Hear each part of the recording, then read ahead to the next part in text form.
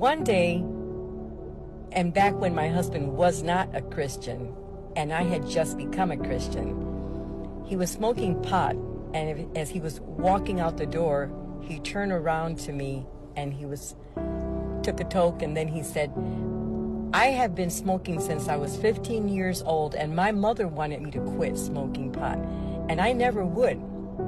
And I'm not going to stop smoking weed for you, just so you know that." And then he walked out and slammed the door. And I said nothing to him. I stood up when he walked out the door, and I began to pray.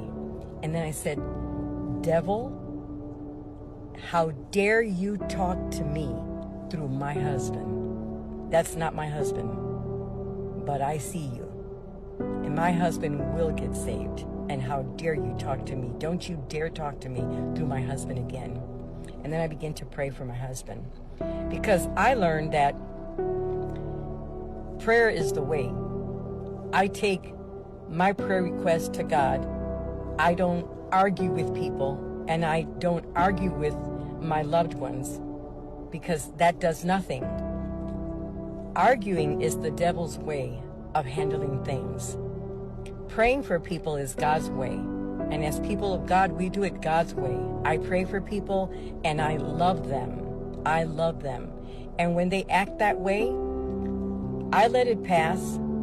I don't get into an argument, because really I'm arguing with the devil. If they're in darkness, a person's walking in darkness, they're not going to hear God. They're going to hear the thoughts of the devil. And they're going to, whatever thoughts come to their mind, they can't discern that it's not from God, that it's from Satan. They don't know how to discern it, because they're not spiritually minded. So they're going to say ugly things to you. And we cannot get offended. We can't be so thin-skinned that we get offended. If we're Christian and the other person's not, we're called to pray for them.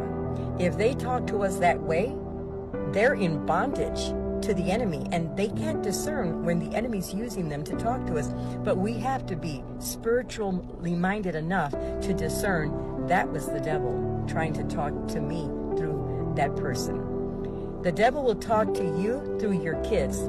The devil will talk to you through your boss. The devil will talk to you through a man on the street. Don't get offended, because they don't know God. They don't know how to discern that the thoughts that are coming to their minds are meant to injure other people. Don't be so thin-skinned that you cannot discern that.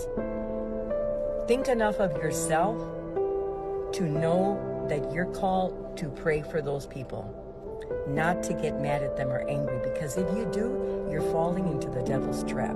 We're intercessors. We're prayer warriors. The people of God, we see those things and we pray about it. We don't get offended. And if you do get offended, because you're human, go to God and say, "Take this from me." Don't accept. Don't think it's okay, and then walk around being wounded and getting mad at the very people that you should be praying for. Remember that. You're a spiritual person when you know God, and you have a calling to pray for others and take yourself out of the situation. Don't get offended. That's what the devil wants you to do. Catch him. Tell him, "Devil, I hear you talking through my brother, my sister, my father, my friend. Do not accept it as being them." And sometimes those people don't even remember they said that to you. They'll say, "I never said that to you," because it wasn't them. The enemy was speaking through them. Have a nice day.